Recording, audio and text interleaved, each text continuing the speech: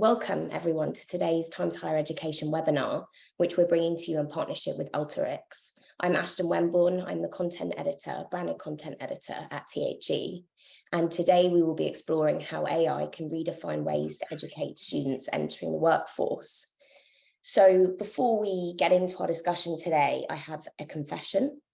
I asked ChatGPT to write my introduction to today's webinar, and I know it's a gimmick, and I know that we've all seen it before, and it's old news now that it can do this work for us. But the text it gave me was unsurprisingly well written. It was relevant. It was certainly usable, but it wasn't quite what I was after.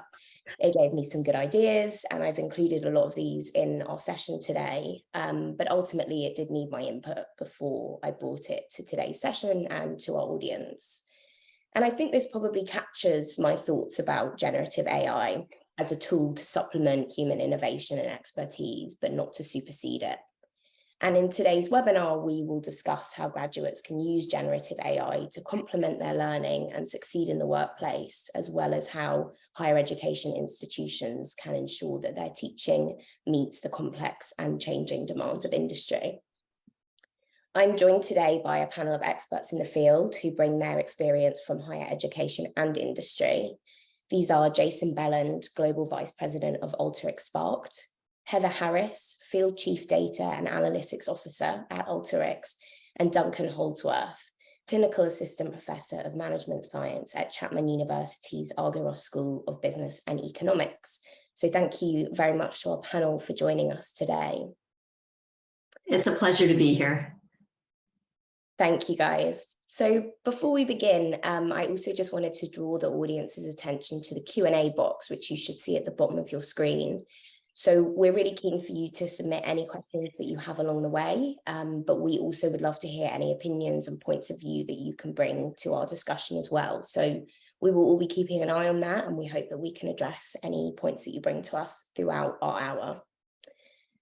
To get started, I think it's important that we first define what we mean by AI in this context. And so I'd like to pass over to Duncan to get us started with that. Good morning, good afternoon, good evening, wherever you guys are in the world. It's great to be on the webinar. My name's Duncan.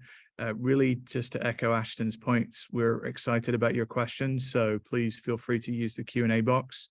I've spent the last 25 years in industry, working around data science and analytics, and then the last 5 of those years in academia. So my interest in this topic is both from a practitioner and also an educator and scholar.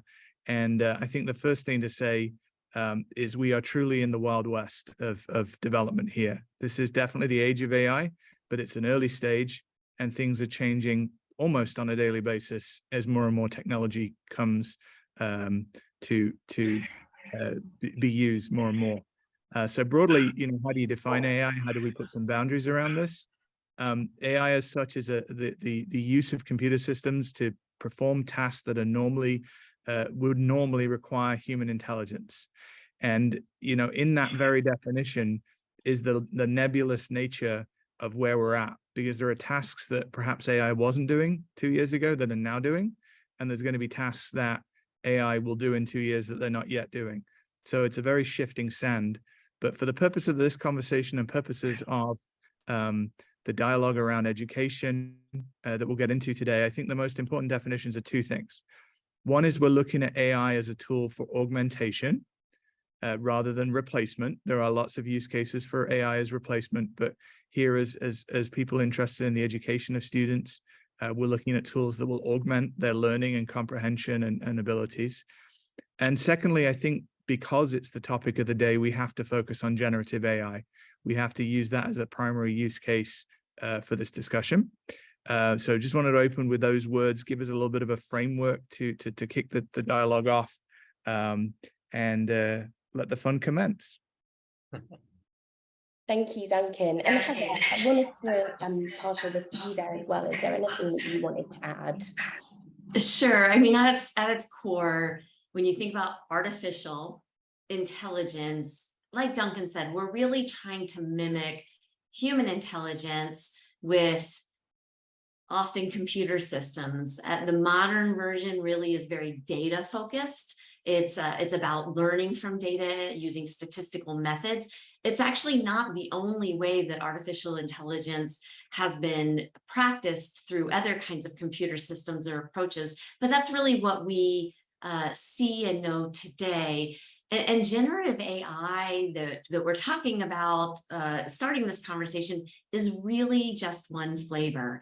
And having been a leader of data science teams who have delivered AI and machine learning to some of the world's biggest and best known brands, I think you'll see as this conversation progresses that generative AI is just one flavor that we want to address, but we want to make sure that you understand other ways that we are artificially creating intelligence to augment things we do in organizations and in the education space.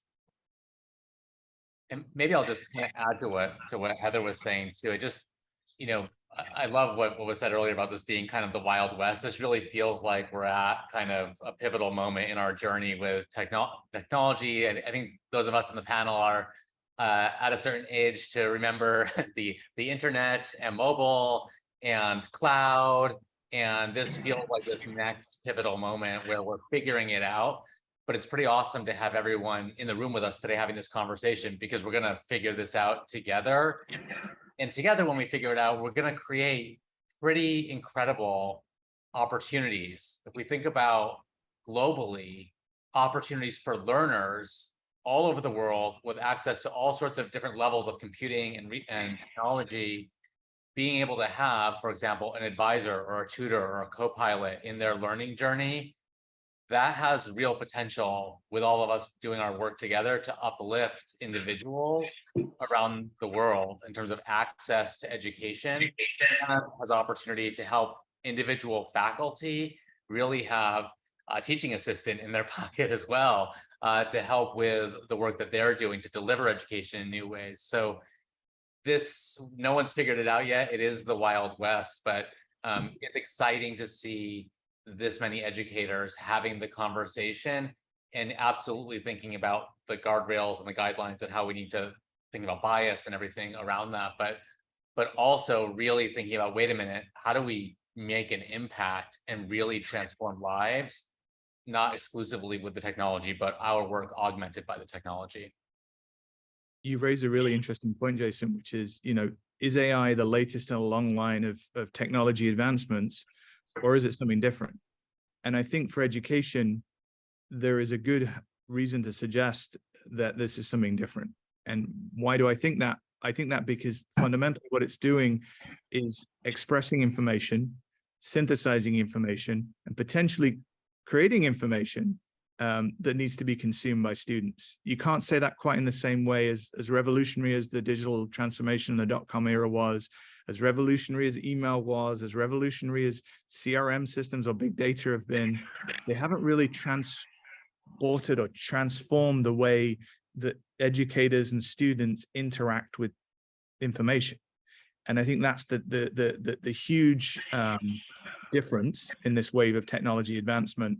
And I think we've got our first question, which is really interesting. Is it okay if I go to that, Ashton? Yeah, let's do it. Please do. I'm glad that you're going to take it, because it's a long one for me to read out. I think this is where the academic throws himself under the bus and sees as if he can give a reasonable answer to John's very good question. So John, thank you for that question. Does everyone see the question, or should I repeat it, Ashton? That is a good question that I probably should know the answer to. If you could maybe just briefly summarize it for us, sure, that would be really helpful. So John's asking is about the curse of recursion. When generative AI starts to blend its output with its original libraries of input, and then begins to potentially hallucinate to the point of creating output that dilutes away from the provenance of its original libraries. John asks, is this a threat or nothing to worry about? Beautiful question. Thank you for that. I think yes, this is something to be concerned about, right? So the generation of new data, the generation of new information that is perhaps a hallucination is concerning. Now, on the flip side, one of the strengths and advantages of AI is through the synthesis, through the utilization of the algorithms and the models that are utilized, new interpretation can be also valuable. So what we found academically, and we're going to get into this, I think, within chapter 2 of the conversation, is that there's a starting point from these tools. There's a great level of output, but you really have to interrogate the provenance, the accuracy, the importance, the degree of to which you can trust the answer. And the best example we've got, as we saw with ChatGPT-4, it was able to pass the bar with 90% accuracy in that region. So the legal exam I believe it was the state of New York, but it could have been any of the states in the United States. That begs the question, what about the other 10%? Did it get the other 10% wrong through not knowing the answer? Was it hallucinating answers that it couldn't quite do? So, there is a degree of error. There's a degree of things we have to interrogate. But if you think about statistical modeling or any form of analysis, there's no perfection in any of these models anyway. So I think AI in that sense has a similarity to what we're used to. We just have to interrogate it. Duncan, I actually just, if you could maybe, I'd love to double click on that a little bit, because I like the idea and what you're saying about interrogating answers. I think this is super important. Also, maybe kind of, and I agree with what you were saying earlier, this is different because we're creating new knowledge. It's kind of inviting a new pedagogical approach in the classroom. In terms of interrogating the answer, that's certainly something that has been taught for many many decades of interrogating answers, but we're doing that at a very different level here that really requires kind of a new way of teaching, but also a new way of learning as well. Can you even talk by way of what you're doing teaching today, or what you're seeing from your colleagues as far as how we update teaching and learning with an eye toward, sure, I can pull the answer from AI, I can do all these things, but I need to now I become a journalist at that point, in a sense. Well, this is a complex topic, right? Because the reality of what we're talking about here is a full, or as full as possible, comprehension of your domain of knowledge in order to be able to interrogate what generative AI has provided to you. So here we are, we could be dealing with first-year students, second-year students. These are early in their career figuring out information. Here I am 25 years in, 4 degrees in, I'm still figuring out information. So the approach that I advocate for is one of kind of verification of facts and verification of sources. So it's not to trust any output from generative AI as 100% accurate, as gospel that we have to follow no matter what.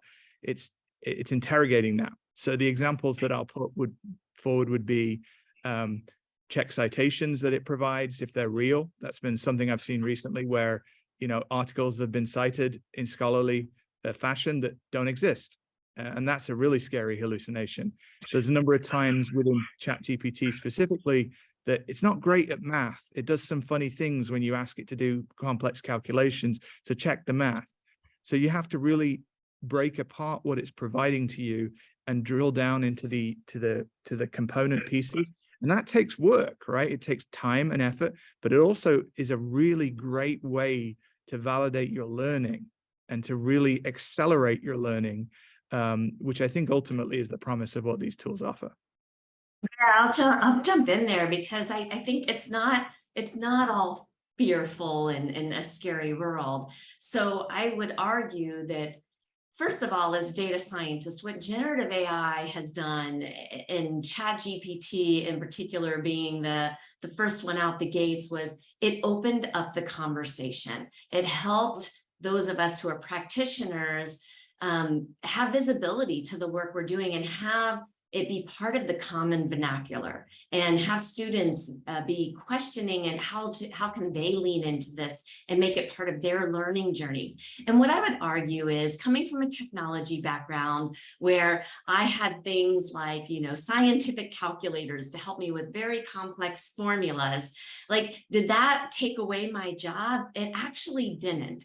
I was a computer chip designer early in my career, and what the scientific calculator did for me and what computer programs did for me was it gave me a higher starting point so that I could go deeper, so that it could solve more complex problems. And it removed some of those more tedious tasks. And so even like Ashton talked about in the beginning, right? She leaned in to have it write her script, and it didn't quite get her all the way there, but maybe it gave her a higher starting point and some ideas for what she really wanted to say. And this is true not just of generative AI, which is about language and creating content, but about other kinds of artificial intelligence and methods that we're using to give us insights. So I think it's not something to be feared, but back to John's question, like what he's saying is, okay, I've got this body of information that the generative AI is going to use.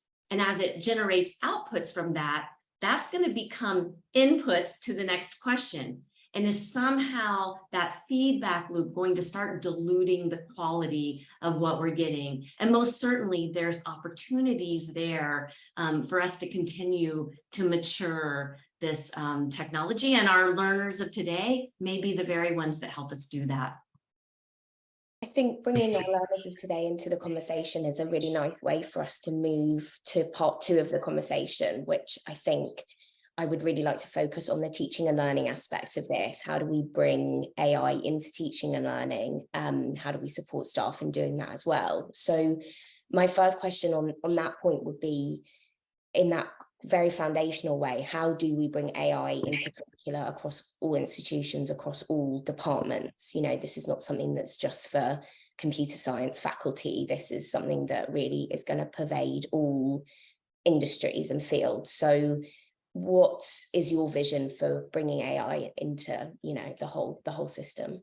I think this is really important. I know the other panelists are going to have a ton to say on this, but just to kind of start, this is super important what you just said about this being across every industry. Every professor across every field of study should be thinking about this, and just really acknowledging data is not just about numbers. It's about audio and video and amazing works of literature and customer sentiment, and any field of study can benefit from and really needs to be thinking about how do we incorporate these things to help our students. Really, I think, you know, Heather was just talking about kind of like what I call like solving the blank page problem, kind of raising the starting point so we can elevate our work. And I think it's really exciting to think about not only having kind of a STEM conversation about technical skills, but really saying, hey, you know, this is as a former liberal arts, as a liberal arts major, I think this is really exciting to think about. Sometimes we talk to customers about work that they're doing with data, and we say things like, you know, nobody wants to get a PhD in Excel, right? You want to be able to solve higher order problems.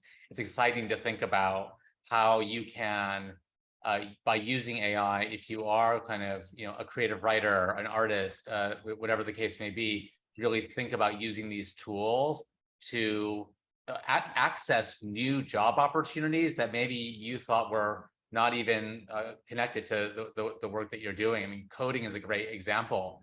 Coding might happen through writing English language in the future, right? You might be able to, you could access coding versus learning a coding language through these tools. So being able to democratize access to new kinds of roles is very, very exciting in terms of lifting up individuals and creating access to new opportunities. So I'm very excited about having conversations, yes, with accounting faculty, but also with music faculty and arts faculty and, you know, creative writing faculty about how we use these tools to really unlock people's imaginations and then connect them to jobs they hadn't even imagined. And those who come in through more traditional STEM backgrounds really need the benefit of our folks who come from social sciences backgrounds, liberal arts backgrounds, philosophy. All of those things shape the way we think and experience and interpret our findings and what we're doing with advanced analytic methods. Context matters, and how we frame up our problems to solve with artificial intelligence matter. And some of my best data science professors in my graduate studies came from sociology and anthropology backgrounds who happened to have large-scale data that they needed to use in their research, and they became great data scientists as a result of that. but their passions and their domain expertise were really in the social sciences. What are you finding, Duncan, in your space? I think there's some great points here. I mean, I think I've always believed prior to AI that a great data scientist needs to be a good analyst or a great analyst. And analysis is really about context and understanding the inflows of data, the outflows of data, what's sitting outside of the models you might build, what can't you explain. And so everything I've done in my education approach has been to try and train lateral thinking. And I think what generative AI does is it opens up a huge area for context, right? We'll talk about some of the downfalls we've already mentioned, the kind of the hallucination one, but it allows you to, as you said, Heather, start at a higher point of expertise and knowledge because you have this tool that's given you an assist, but now you have this opportunity to really define the context in and around the problem that you're looking at. Now, I think that doesn't devalue the importance of the human in that, because the human still has to be the one to interpret the information, the student. The human still has to be the one to display and present back the information, at least for now. AI hasn't managed to completely do all of that. So if we can get to the point where context is a fuel to better analysis and better insight, which is why we're conducting the analysis in the first place, then we've moved the ball forward and we've raised the level of output. To Jason's point, this is truly a cross-disciplinary impact. It's not by any means, limited to computer science now. It really applies to all disciplines. I will say, I just want to share with you all the journey that we've gone on at Chapman here in Southern California in the last almost year.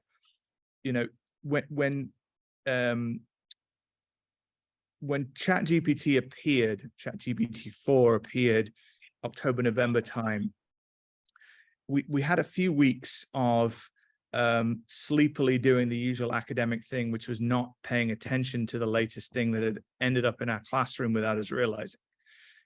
Then we had a moment of fear and panic and an attempt to try and lock down the students, the assessment to really reduce cheating. Then we got into the spring semester, and it really, a lot of progressive educators started to think about this as a learning tool.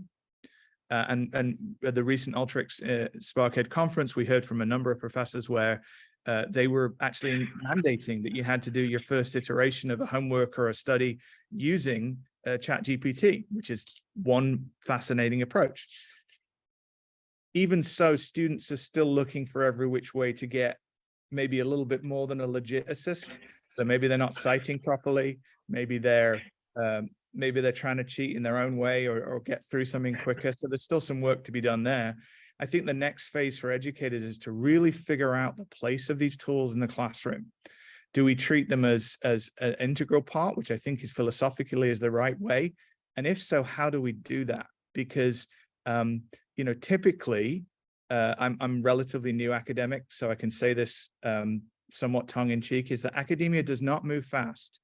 And ChatGPT and generative tools and AI in general is forcing us to move at a breakneck speed to really figure this out. So, I've got the summer off. Thank you very much, Chapman. But I've got some classes coming starting in August, and I have to figure out exactly how this is going to work, not only in terms of what I need to do to adjust my curriculum to educate, and we're going to get to the final chapter later about getting students ready for the workplace, but I've also got to figure out how these tools can be positively built into the classroom study. And that's a challenge ahead of us. I'd love to hear feedback or questions from the academics in the audience about how that's working. It's a significant challenge ahead of us. Duncan, I'm just thinking about, you've got classes coming up in the fall. How are you thinking about assessment as part of this? I mean, students looking for a kind of unfair advantage is nothing new from a student perspective. How are you thinking about kind of how are you going to assess performance and then assign grades to that performance in your classes coming up? Yeah, I mean, I'm very lucky in that the classes I teach, I have two very distinct flavors. One of my classes is really designed to mimic the real world in terms of real world problems, real world data sets. And as such, there's no single right answer. It's all about the depth of analysis, the insight that you can bring, the models you can build. So I'm very excited there as adding this into as a tool to the mix to see if it adjusts. It's not like there was ever an easy way to pass that class, right? They have to do the work. Now they have ChatGPT to maybe help and other tools. And there are other tools out there as well. You know, I've been working with, on my own research, a whole host of tools using AI. So there's one called Research Rabbit. There's one this morning I was just working with that analyzes academic papers and synthesizes data out. There's a ton of tools out there. The other challenge that is slightly different in that one of my lower level classes is really about getting the right answer to building models, the right answer to structuring and cleaning data.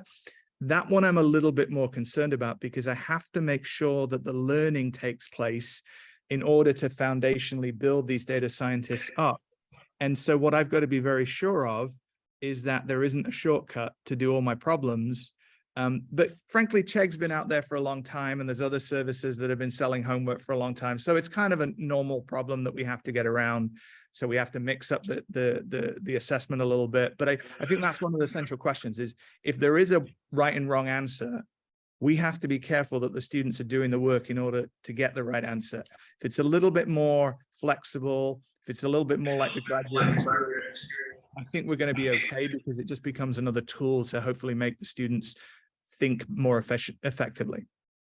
And Duncan, along those lines, there's a couple of comments and questions in the chat, and one is, you know, saying we've been using AI in teaching and learning for some time, and how do we ensure that students think, and think is all capitalized. And then David Ross asks, you know, about how do we teach students to question what answers they're getting, and really the sentiment of these questions comes down to critical thinking. And I think one opportunity we have in curriculum development that I see for data scientists who come out of university and into industry is how to interpret and apply to real world scenarios what the technical outputs are. You know, you can walk through a model and you can get predictions, but how do you actually say, and this is like, how does this apply?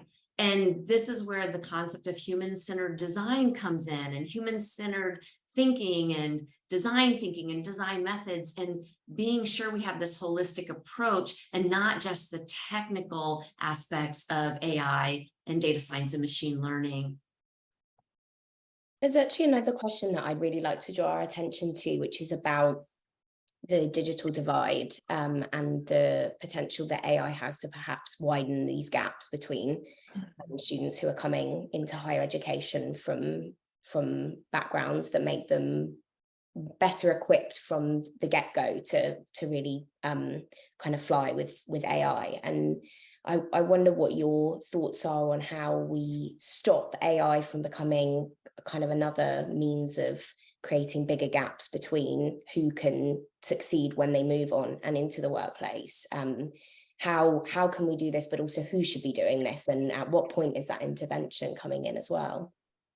I mean, I don't know, Duncan, if you want to, maybe on the digital divide piece, but I really want to, there's another side to that I think is really critical, which is the opportunity divide.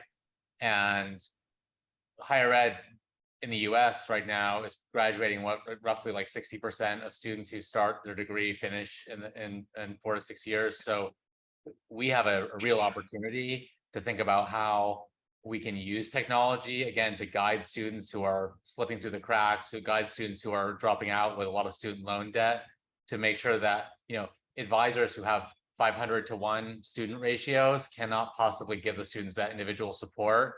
These technologies can be an integral piece of that puzzle with expert guidance around them to make sure students are getting support, to make sure working moms studying at 2 in the morning can also get support and tutoring online. So there's a digital divide piece of this, but there's such an opportunity to close the opportunity gap to make sure people who don't normally, maybe traditionally did not have access to opportunities for any number of reasons, have the support, the always on support they need to give them the right answer about a financial aid question or to help them solve a problem that they're having at any time. So that to me is the exciting piece of this, notwithstanding the question though of like, how do we make sure everyone has access to the tools and the technology to actually access these services. So Duncan, yeah, I'm sure you have thoughts on that. Yeah, I think this is a really fascinating area in terms of, what are the social impacts of this technology on education, on society, on development. And I think there's a few things that come to mind out of the gate. So, just very practically, the fact that these are browser-based tools that you can pull up on your phone make it very accessible, right? Not everyone has a phone, but a lot of people do, particularly smartphones these days in the younger generations. So these tools are accessible. They're only going to become more accessible, particularly as Google and Microsoft seek to commercialize these tools, because one likely outcome is the way that we search for information today using search engines is going to become almost exclusively powered by AI. So they're going to become an integral part of our lives, which I think is a good thing. Now, the second question that raises is, well, what's the revenue model for the people who own the IP, for the people who own the models? The revenue model needs to be built in a way that allows the knowledge that it's utilizing and the foundational kind of human knowledge that it's analyzing to still be accessible. Because it would be a terrible situation that if our new wonderful public library, which is what AI could become or is becoming, charges for entrance. Public libraries don't charge for entrance. Now, not everyone goes to the public library. It's self-selecting in that sense, but you can go there and find information. And I think that philosophically should be reinforced. I don't know if we'll get to the ethics of AI and the foundational governance of those kind of things, which are big questions about how this public library is going to be managed. But I think in terms of that, this might be an opportunity to narrow the digital divide and narrow the education divide if we can do it in a way that gives information, real information, not just hallucinated facts. I love the one I see in the chat now about Agatha Christie quotes that were made up. That's concerning. But if it's real information, accessible in an easy to get hold of way, and it's commercially viable and there's no cost, then I think this is a real opportunity to narrow that digital divide. I think too, there's the question that Sunita asks about, or points out the area of it being underlooked, that some of these technologies can actually increase that divide. And this is where, to answer the question about who can help with this is where model development needs to bring in people from other disciplines, ethicists, sociologists, anthropologists, folks who can help bring meaningful aspects of that to the conversation. So for example, in a traditional maybe data science curriculum, maybe not Duncan's, but in general, what I've seen is when you're given a data set, you're taught to explore and look at the quality of that data set, but it's all on technical merit. Do I have missing data? Is the range of my values what I expect? And I look at all these technical aspects of the fields in my data, but not maybe not so much questioning, where did this data come from? Who does this data represent? Does it represent one population more than another? One group of, say, urban folks more than suburban folks? And am I making decisions that affect these other populations based on data that doesn't represent them? And I think this is where we need a more holistic approach to some of our modeling and making sure that we bring those things into how we train up our next generation of model developers. Heather, this just reminds me of just, trust being so important as a value as we're doing this, and transparency as well as a pathway to trust, in that really being able to understand, have the right people at the table as these models are being built, but then making sure these models are understood so that the bias is understood, so that context perspective is understood as we're interpreting the outputs. So it's a really great point to raise here. I think that probably brings us towards part 3 of our conversation here, which is really about getting students ready for work and in a position where they can succeed in the workplace. And obviously the skills that they are equipped with in the higher education space are the ones that they're going to move forward into the workplace with. So the first thing to identify is, what are those skills? And I think we've spoken a lot about how fast changing this sector and this field is and how pervasive it is. And, you know, again, Duncan has said within 2 years, I think the AI landscape will be vastly different. So if someone starts a 3-year course this September and then they graduate and the curriculum has been designed and the whole world's changed around them, the system hasn't worked. So how do we stop that happening? How do we mitigate for that?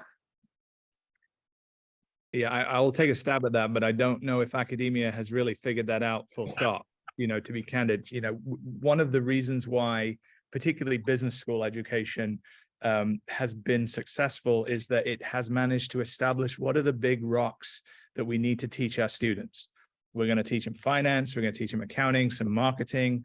And then this big rock of data science came along, and we took a little while to figure out how to do that. And to some extent, we still are. The challenge we have with AI is it's mashing up all of those perceptions and concepts and constructs. So, you know, we've got to constantly innovate and move at a faster pace than we've ever done before. But philosophically, there's really 2 big things that I want to make sure my students are doing, regardless of the pace of development in AI. One is foundationally, and I think this speaks to actually one of the points you raised, Heather, which is data. Data has never been more important. It's always been important, but it's now even more important because I think back to some of the questions in the chat, ChatGPT, for example, or AI in general, is disintermediating us from the data. It's using data on a massive scale. So we start to trust it because it's done the hard work for us. We haven't done the data cleaning. We haven't done the sourcing of the data. We haven't built the model. It's there for us. But the data they're using has never been more important to understand where it's from, how it's been treated, the extent to which it's hallucinating. So I want my students to always follow the data. If they can't get inside the black box because maybe it's proprietary OpenAI technologies, understand the sources of the data input to it, understand that when it was locked or when it was last updated, understand any forms of confidence intervals or statistical power of the quality of what's going on, but follow the data. The second thing I think that we have to do, and a lot of my colleagues in teaching and education follow this, but it's absolute commitment to lifelong learning. So just because you take a 3 or 4 year degree does not mean you know everything. As I say, I'm 4 degrees, almost 5 degrees into my learning career, and I clearly don't know anything, I don't know everything. And so the commitment from students in this landscape and educators has to be constant lifelong learning. Now, it doesn't mean taking 5 degrees. It means just paying attention professionally, personally, to the evolution in technology and what's happening, and asking some good questions, which I think would be the other thing we've identified already, which is, you know, whatever we can do to teach critical thinking will support education through these turbulent times. I think this is so important, what you just said, Duncan, about, well, 2 things that I just picked up on. One is about lifelong learning. I think that continues to be the great promise and opportunity and hope of higher ed as we evolve here. It's beyond the bachelor's degrees and the master's degrees, to really thinking about, how do I support Duncan over a career of learning, which may include, it seems like you're addicted to degrees at this point, Duncan, but but for those who are not, skills, credentials, other things that, you know, that are exciting as an alumni to engage over the course of a lifetime, maybe even on a subscription basis with the institution. So many opportunities there for thought leading professors and institutions to make an impact. The other thing I picked up on, though, was follow the data. And I just think that, you know, sometimes I think about a child mind of always asking why, to the point of being kind of annoying sometimes, but but having that beginner's mind or childlike mind to always be interrogating and looking for what's the source, why is this happening? As a hiring manager, the tools, are interesting to me, but less important than they're, in the business world, right? There's like one of your courses, there's no right answer. So it's all about the why and looking through a lot of messy, incomplete data with tight timelines and questioning and interrogating and making sense of the world around us. And actually, I'm actively encouraging, my team and myself as well to use ChatGPT and other tools to solve blank page problems and to stimulate conversation. I absolutely know that we've never copy pasted a ChatGPT thing and said, okay, that's our strategy, that's what we're doing. But it has unlocked ideas and invited different voices into conversations, people who maybe thought they didn't have a space in a conversation to actually start engaging. And so thinking about, we're teaching in universities, finance, marketing, the traditional programs. I love really thinking about the horizontal kind of competencies that go across every discipline. Kind of that data literacy, I think, is a big piece, regardless of what you're studying. With this idea of how do we equip learners to apply what they've learned in whatever context, whether that be a job or another organization, a nonprofit, however they're choosing. I think that's the foundation of Alteryx's Spark program is, instead of it being, okay, we've got students over here in an academic setting, we're going to throw them over the wall. Let's instead blend those worlds more together. Let's bring more of industry into the academic setting, and let's bring the students into industry while they're on that learning journey and really try to close that chasm, if you will. I wouldn't say it's fully a chasm, but more. And I think the idea being equipping students in the classroom with the tools and technologies they're actually going to need in the workplace, and also giving them that context for asking those hard questions and seeing, oh, I developed this perfect model, but when I put it out into the wild of the real world, this is what really happens. And these are the kinds of answers I really get, and things like that. So I think there's a piece of that to this as well, is blending those worlds more and more in those partnerships. Heather, I think your point about integrating industry into teaching is really important. And I would just like to maybe drill down a little bit more into what you think that practically looks like. Is that bringing industry experts into teaching spaces? Is that sending students on placements and work experience? Is that something entirely different? I think those two are certainly a starting point. Definitely practitioners coming into the classroom and sharing, how whatever they're learning that week might apply. So they have a context for it, because it's always nice to have that storytelling and context to help you lean into the learning more.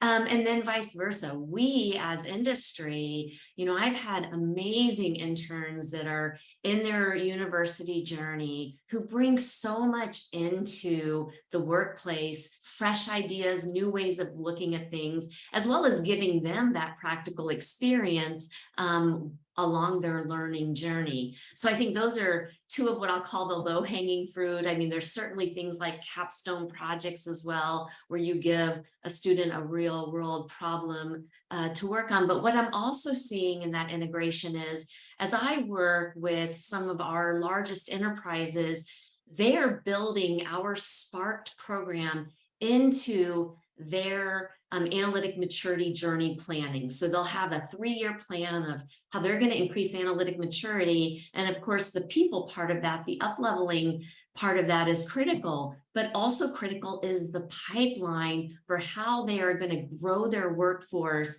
And they do that by forging specific partnerships with local universities as part of the Spark program to do that planning. And so those are the kinds of partnerships that we see being really effective.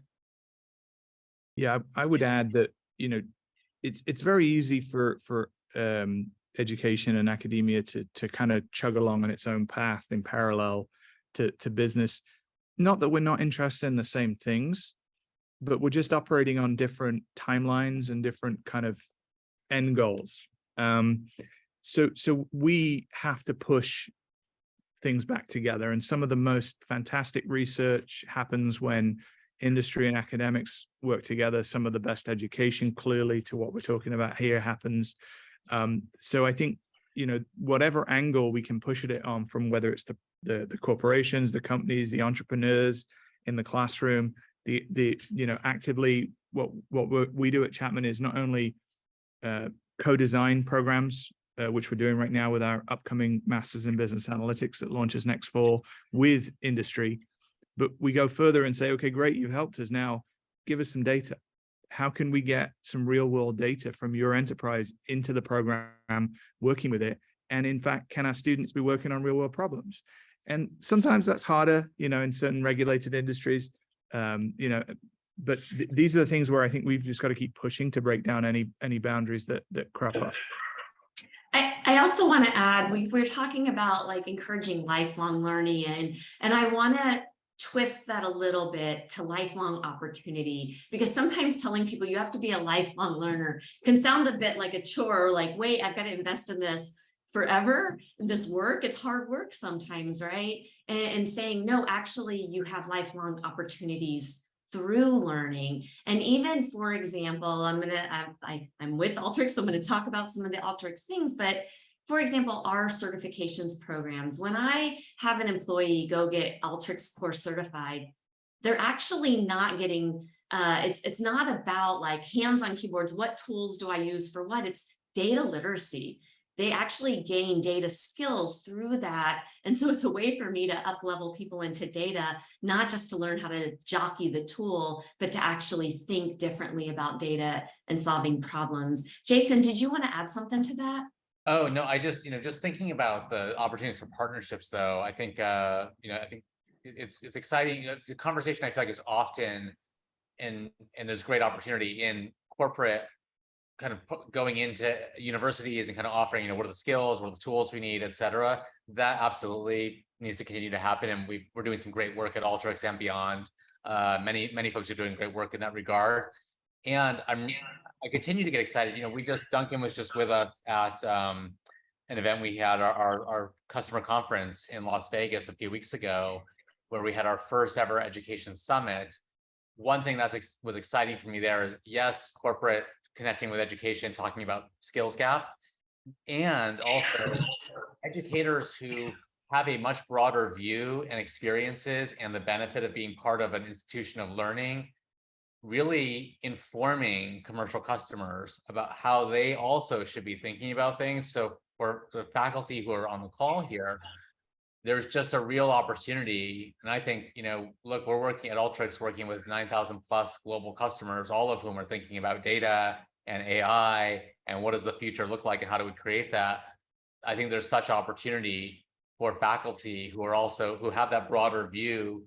Maybe you're teaching accounting, but you're down the hall from someone who's teaching philosophy, and you all are talking about what this looks like going forward.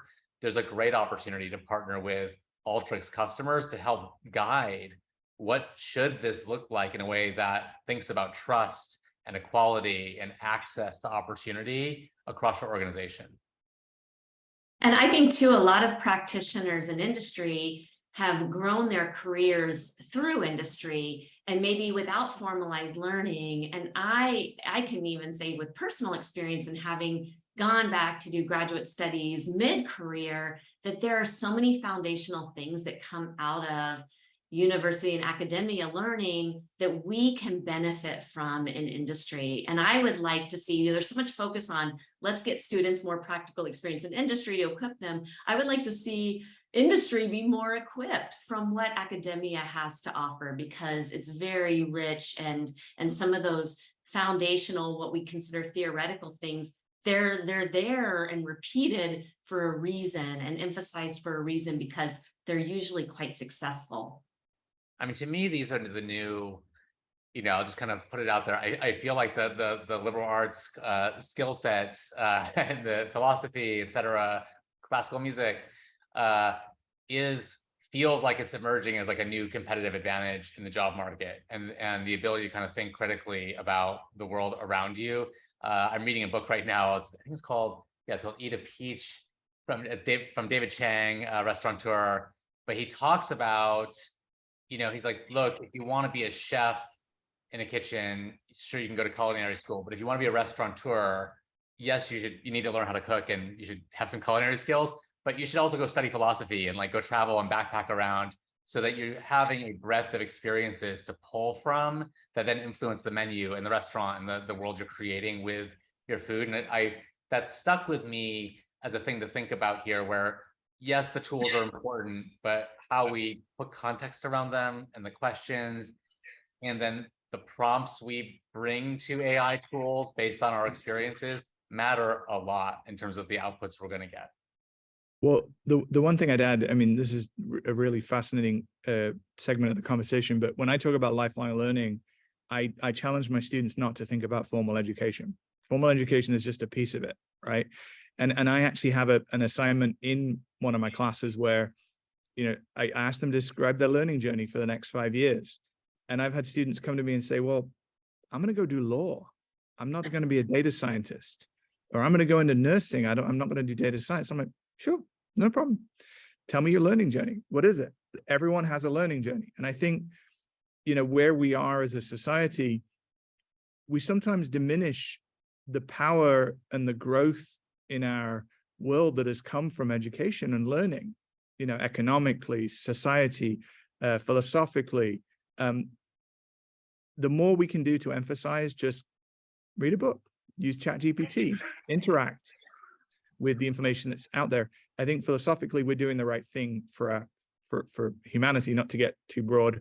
But in terms of what AI can do, is really the reason why we're all here having this conversation, is the power of this technology, or this movement of technology, is that it gives access to vast amounts of information in an accessible way that we've never had before.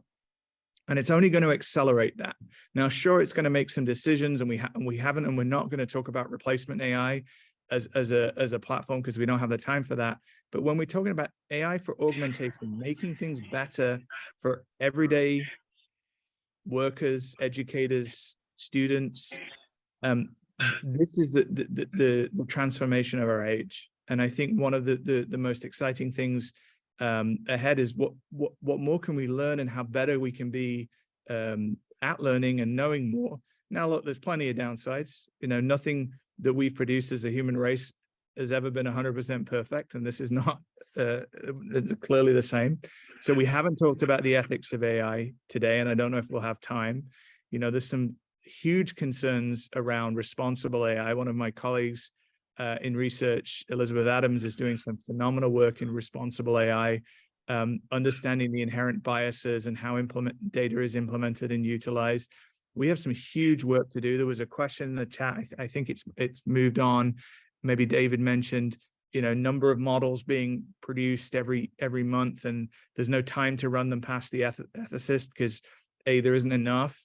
We have some significant challenges ahead of us of operationalizing it, but the opportunity, back to my somewhat preachy opportunity, is we can learn more, and we can become more thoughtful people that can actually behave more effectively, whatever course of work we want to do.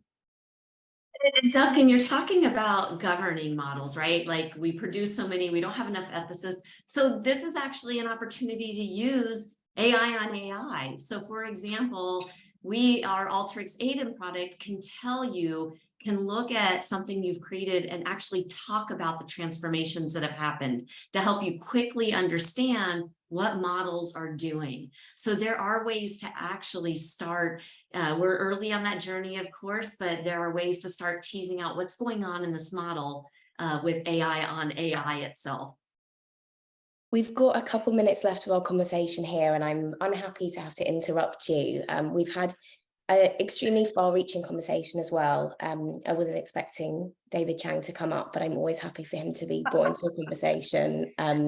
Thankfully, I didn't get too distracted by that. And obviously, Agatha Christie and using AI on itself, you know, these are huge and sprawling conversations to be had. And I'm sure that an hour-long conversation was ambitious, if not slightly ill-conceived, but I'm sure it won't be the last conversation we have about this. I think I'd like to just quickly move to Jason to kind of sum us up today and give us some food for thought moving forwards as well. Sure, I'd love to share a little bit about the Alteryx Sparked education program before we leave here, but just first want to express gratitude for the panelists and for you, Ashton, and the Times Higher Ed, kind of bringing us through this conversation, and of course, for everyone for participating and the questions. This feels like the first of many conversations that we will be having as we continue to create this opportunity together. It came up a number of times, the importance of understanding how to question data, how to understand what you're looking at, how to solve with data, interrogate data. That's really at the heart of what we are doing at Alteryx with our Sparked education program. We are working directly with students at every stage of their learning journey, whether you're in an academic program or not. We're working with military veterans as well. We're also working with educators, faculty, if you're in a degree program, a non-degree program, any faculty member we'll work with, providing you with free access to Alteryx licenses, the same licenses that we sell to commercial customers that are in use by 9,000 customers globally. You have access to all of those features, all of that functionality for free for teaching and learning in your classroom. We've also created a 10-week curriculum so that you can easily think about how to incorporate not only Alteryx technology, but really importantly, we've created a number of assets that have nothing to do with our technology that are all about data literacy. We've got what we call a data essentials learning pathway that every faculty member can access, every student can access. Again, no matter what tool you're using, this is about understanding data and how to work with data, and then certainly use our tools or use any number of other tools in combination. But this is a foundational understanding of that. And I think the most exciting thing that we do with the Alteryx Spark program is not only enable faculty, not only educate students who can then gain free credentials from Alteryx, free certifications, but also really importantly, helping to connect those learners with employment opportunities with our 9,000 plus global customers who are looking to hire folks who do not only know our technology, but just know about how to work with data in any number of roles across any number of disciplines and job functions. So we're really excited to do this impactful work. We're really excited to partner with our amazing faculty. We're working with about 1,000 institutions now. We've connected with almost 200,000 learners globally. We have ambitious goals because that's what the times call for right now, is that we really connect with as many learners and educators as possible to help connect individuals to opportunities that are going to improve their lives and the lives of their families and communities. So really excited to continue to work with you all. And thanks, Ashton, for the great conversation, and the panelists as well. Thanks very much. Yeah, I'd like to echo that. Thank you to our panelists and obviously also to our audience as well. Those were some really great questions that I think moved us along as well and brought us to some parts of the conversation that we maybe had not anticipated. So we thank you also for being with us today. I think that's probably all I have to say for now. So we look forward to hopefully speaking with you all again soon, having you coming to future THE events as well. But for now, I'll just say again, thank you and goodbye.